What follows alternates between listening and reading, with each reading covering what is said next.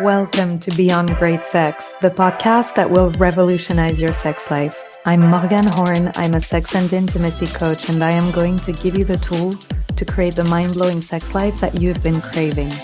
When you apply the teachings from this podcast, you will drop the shame, limiting beliefs, and everything else that has been keeping you from enjoying the intimacy that you were designed to experience.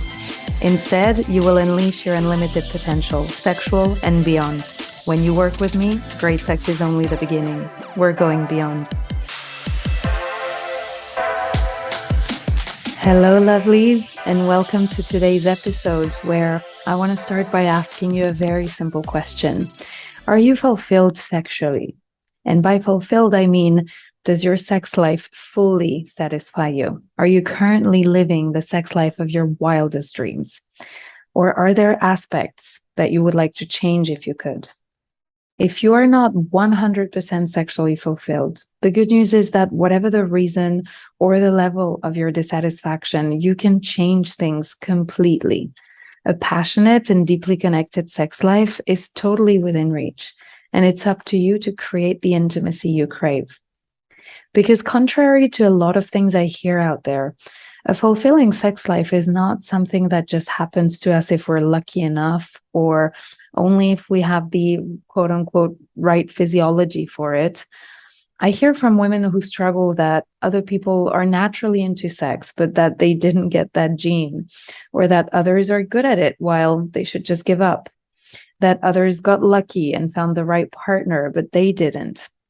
And when nothing works, it must be the hormones. But truth be told, a fulfilling sex life does not just happen to us. We create it. And we do this mainly with our thoughts. And this is an important point that I want to emphasize and elaborate because I will often talk about this coaching concept by which our thoughts create our results. Truly, any result you observe in your life is a direct reflection of your thoughts. And this applies to everything you see in your life. The money you have in your bank account, for example, is not a reflection of your worth or capabilities of any sort.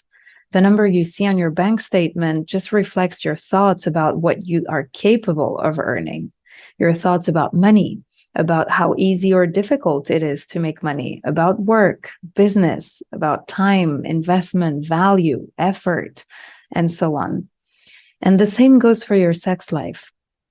A famous French gastronome, and yes, I'm going to go French on you.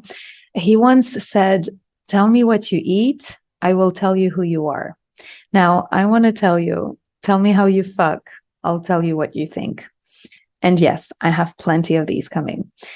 There's another quote credited to Pastor A.R. Bernard, and I'm sure there are dozens of variations of this, that says, "The quality of your thinking determines the quality of your life."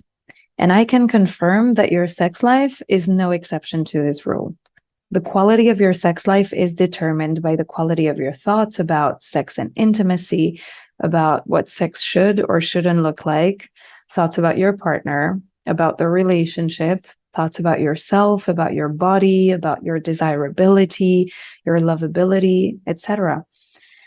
Because in practice, what happens is that your thoughts will generate emotions in you. And these emotions you feel will determine how you act. And the actions you take will drive your results. Our thoughts and beliefs, therefore, create everything for us. If you cultivate negative thoughts about yourself, about your body or your partner, negative thoughts about your relationship, about sex, no wonder why your sex life is average at best. And I get it. Right now, these thoughts seem real to you, as if you were just stating the facts. For example, you may think that you have a low libido, and you're going to tell me, but it's true. I can prove it to you. I have very little desire for sex. It's a fact. I have a low libido. And here is the key to unlocking everything.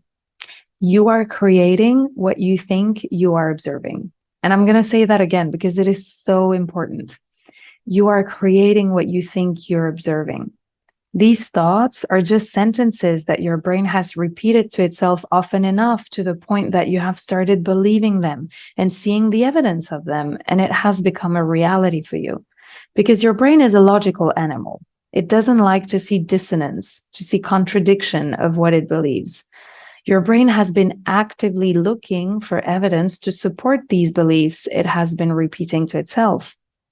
But the good news is that these thoughts are totally optional. You can intentionally choose the ones you want to keep because they create the results you want to see and the ones you want to change. So let's look back at the example. I have a low libido. How do you think that thought will feel in your body? I'll take a wild guess and say that it's probably not going to create a lot of desire, much less arousal. And from there, what do you think will happen? I doubt that you will initiate anything with your loved one. And when he or she tries something, you probably won't be in the best of moods. Am I right? But if you thought something else, like, for example, I know that when I take a nice hot shower and read a few pages of my erotic novel, desire rises in me. From that place, you'll be more likely to approach your libido with curiosity, enthusiasm, or even excitement, and to put things in place to spark your desire, like taking that hot shower and reading that erotic novel, right? Since you know that it provokes the emotions and sensations you want to feel, like desire and arousal. And from there, I can only guess what will happen. But when you think about it, you have not changed anything circumstance-wise. Your libido remains the same. What you have done is you have chosen a thought about your libido, which creates the result you are looking for, that is to boost it, to feel more desire. An exceptional sex life does not require a sixth sense only some of us possess. You don't have to win the sex lottery or have a super sex power. It is not out of reach. You already have everything you need to create the sex life you want to live today. So to conclude, I have a little exercise for you to help you gain clarity on the limiting thoughts and beliefs that may be preventing you from fully enjoying your sexuality. Take a pen and paper and describe your sex life. Now, don't judge the thoughts that come up. Do not attempt to edit them. Allow yourself to speak from the heart without filter.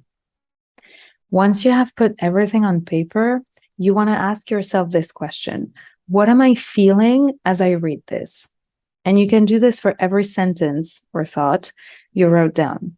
The thoughts that provoke a negative feeling in you, like shame, perhaps, or sadness, anger, disappointment, despair, or disgust, these thoughts probably don't serve you and come in the way of you being the turned on and sexually fulfilled woman you want to be.